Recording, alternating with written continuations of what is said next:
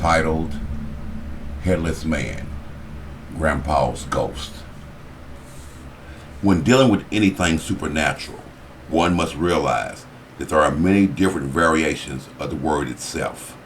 For example, it could be in the form of witchcraft, demonic, or even alien. But the most common form of the supernatural, more often than not, are a good old ghost. Ghost sightings, whether it be in picture form or via recordings, are something that has been the front runner for centuries when it comes to the strange and the unknown. Stories about them have been told, written, and passed down from one generation to the next across the globe. Tonight's story happens to be about a very dear loved one of mine who since crossed over to the other side way back in the year 2002. Regardless of how you or anyone else might feel about the existence of ghosts, it's completely up to you.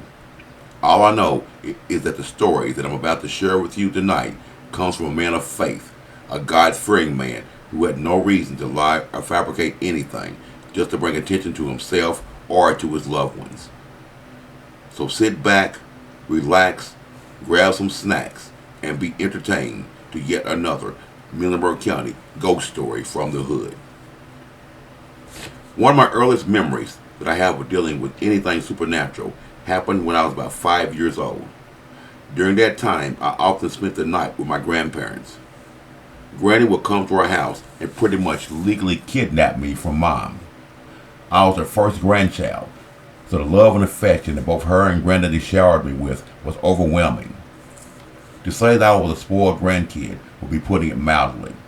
As I recall, I was spoiled rotten to the core, and Granny could care less about how anyone felt about it. I was her big-headed grandbaby, and she loved me more than words could say, and you can best believe that that feeling was mutual. Granny was a real true hustler, and in her pastime she bootlegged both beer and whiskey on the side. I remember as a kid the huge washpan that she always used to keep her beer cold in. It was usually full of Pabst Blue Ribbon and Schlitz. The half pints of Kessler and Yellowstone that she sold were kept in the pantry for safekeeping. There were always several of both Granny's and Granddaddy's friends hanging out at her house, drinking, playing cards, and listening to some type of music called the blues that she always told me I was too young to understand. You can be rest assured that there was always plenty of entertainment going on to pass the time away. Seeing that I was just a young kid at the time, she would often have me go into the spare bedroom and hand me either a coloring book or a toy that she had recently purchased from the local Ben Franklin or J.J. Newberry that was located downtown. Then she would tell me to stay in there while she entertained her company. This didn't bother me much at all because before the night was over, I would find myself sneaking into the living room and hanging out with all of her friends. They all loved me and they loved my company, and to be honest, I think Granny knew all along that I wouldn't stay in the bedroom because whenever I did make my way out to where they were, all of them would immediately start showering me with both love and affection, usually in the form of money. There were many nights that I would turn back to the bedroom and hear Granny counting out the money that I'd gathered from the alcohol-ridden friends, and then tell Granddaddy how much I collected.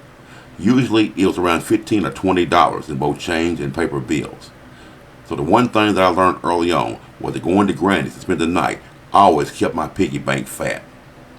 But there were times that I would spend the night there.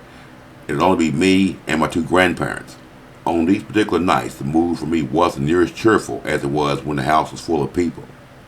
These nights would make me feel some type of way because Granny's house always had a creepy feeling about it when absent of music, laughing, and drinking with her and her friends. On these nights, I couldn't sleep in the spare bedroom alone.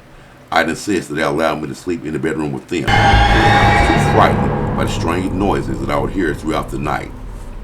Reason being that while in there all alone, I would have flashbacks of overhearing her and Mom talking about some strange occurrences that Granny would see or hear around the house. I recall Granny telling Mom that she was different because she had been born with something over her face she called a veil. I never quite understood what she meant at the time. All I know is that Mom would tell me that it was something supposedly that allowed Granny to see things that others couldn't. It was a combination of Granny's veil and all the strange noises in and around her house that drove me to wanting to sleep in the room with them whenever I did. On one cold December night, my life as a child would change forever.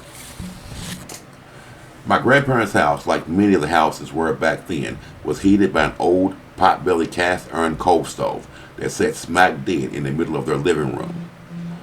I can recall many times having to go outside to help grandfather gather coal for the stove whenever it had started to run low.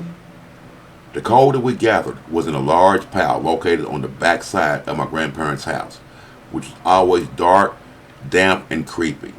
As long as it was during the day, I never did mind helping my grandfather gather it. It was always the night that gave me trouble and bothered me. On the particular night that I'm about to tell the story about, I can recall that once again the stove had started to run low on coal.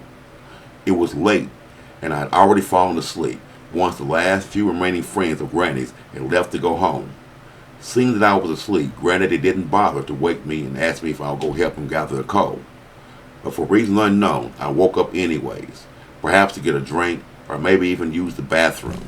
I really don't remember why. All I know is I remember seeing Granddaddy going out the door with the coal bucket in his hand. He wasn't gone long before I heard him storm back up the steps and burst through the door, panting vigorously. Now Granny had stepped into the living room and was awaiting Granddaddy's return. But after seeing him out of breath, without any coal, she immediately went in on him, demanding to know where the hell the coal was. To this day, I'll never forget the response my granddad gave her once he fully caught his breath.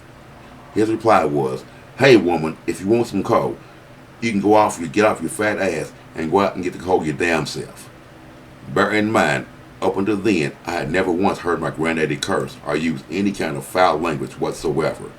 So yes, I was in complete shock. But that initial shock was nothing compared to the degree of shock I was in once I overheard the answer he would give Granny to why he came back empty-handed. After having completely gathered his breath, he sat down in his rocker and began telling Granny what he had just witnessed. With my ear and heart beating 1,000 miles a minute, I listened in on Granddaddy and telling Granny that it was all about filling the coal bucket. He thought he noticed what appeared to be a pair of pant legs standing behind the coal pile, and as he slowly started to look up, he could make out there was indeed a pair of legs belonging to a man because of the dark suit he was wearing.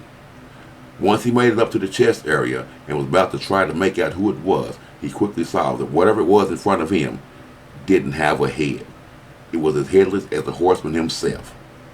At that point, he told Granny that he was so scared that he simply dropped the coal bucket and took out as fast as he could, and he didn't stop until he had made it safely back into the house.